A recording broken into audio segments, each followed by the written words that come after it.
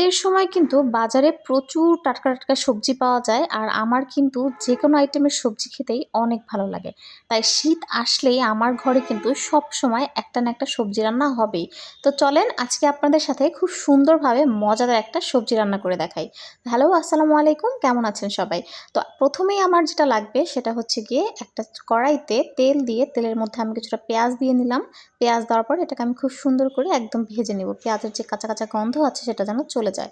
তো পেঁয়াজটা হালকা ভাজা হয়ে গেলে এর মধ্যে আমি দিয়ে দিব হচ্ছে বেশ কিছুটা চিংড়ি মাছ, আর দিয়ে দিব হচ্ছে গিয়ে এখানে আদা ও রসুন বাটা, দিয়ে দিলাম হচ্ছে গিয়ে লবণ। লবণ দেওয়ার পরে এখন এটাকে একটু ভেজে নিচ্ছি তেলের সাথে। তো এই মশলাটা কিন্তু খুব ভালো করে ভাজতে হবে, একদম ভাজা ভাজা হলে দেখবেন যে এটা খেতেও কিন্তু অনেক মজা লাগে। আর চিংড়ি মাছ দিলে কিন্তু যে কোনো তরকারির স্বাদই কিন্তু একদম চেঞ্জ হয়ে যায়। তো আমি এটাকে খুব সুন্দর করে ভেজে নিচ্ছি।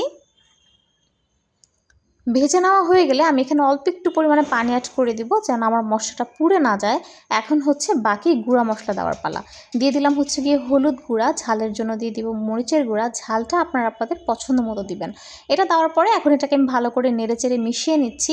এটাকে খুব সুন্দর করে একদম কষিয়ে নিব মশলাটা, যেন মশলা থেকে তেল ওঠা ওঠা ভাব হয়ে যায়। তো মশলাটাকে আমি খুব সুন্দর করে কষিয়ে নিচ্ছি। আমার মশলা থেকে কিন্তু তেল ওঠা ভাব হয়ে গিয়েছে। এখন হচ্ছে আমি যে সবজিগুলো কেটে রেখেছিলাম সেই সবজিগুলো দিয়ে দিব। দিয়ে দিলাম হচ্ছে গিয়ে সিম, আর দিয়ে দিলাম হচ্ছে গিয়ে আলু। তো এই সবজিটাকে আমি ভালো করে একদম নেড়ে চেড়ে এই মশলার সাথেই খুব সুন্দর করে কষিয়ে নিব।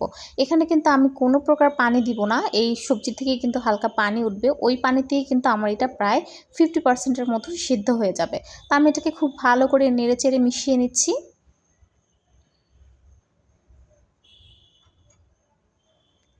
আমার সবজিটা কিন্তু প্রায় 50% সেদ্ধ হয়ে গিয়েছে। এখন এটাকে আমি আরেকটু নেড়েচেড়ে মিশিয়ে এর মধ্যে আমি সিদ্ধ হওয়ার জন্য দিয়ে দিব হচ্ছে গিয়ে পর্যাপ্ত পরিমাণে পানি।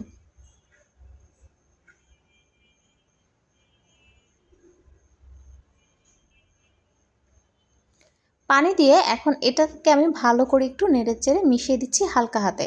তো মশলাটা পানির সাথে খুব ভালো করে মিশিয়ে নিলাম। এখন হচ্ছে এটা পুরোপুরি সিদ্ধ হয়ে যাওয়া পর্যন্ত অপেক্ষা করব। তো আমার এটা কিন্তু পুরোপুরি সিদ্ধ হয়ে গিয়েছে। এখন এই সিদ্ধ হওয়ার পরে আমি দিয়ে দিলাম হচ্ছে এখানে কিছুটা টমেটো, আর দিয়ে দিব হচ্ছে বেশ কিছুটা ধনিয়া পাতা। ধনিয়া পাতা ছাড়া তো এই টাইপের সবজি রান্নাগুলো কিন্তু খেতে মোটেও ভালো লাগে না। আর শীতে যেহেতু ধনিয়া পাতার দাম অনেক কম থাকে, সেক্ষেত্রে কিন্তু সব রান্নাতেই ইউজ করতে পারবেন। তো আমি দিয়ে দিলাম হচ্ছে এখানে বেশ কিছুটা ধনিয়া পাতা, দিয়ে এটাকে ভালো করে রান্না করে ঝোলটা টেনে গেলেই কিন্তু তৈরি হয়ে যাবে আমার লোভনীয় স্বাদের খুব মজাদার একটা সবজি রান্না। তো এইভাবে কিন্তু আপনারা সিম, আলু, টমেটো একসাথে রান্না করতে পারেন। আর শীত আসলে কিন্তু বলা যায় এটা একটা জাতীয় খাবার, সবার ঘরেই কিন্তু এইভাবে সিম, আলু, টমেটো দিয়ে রান্না করে ঝোল।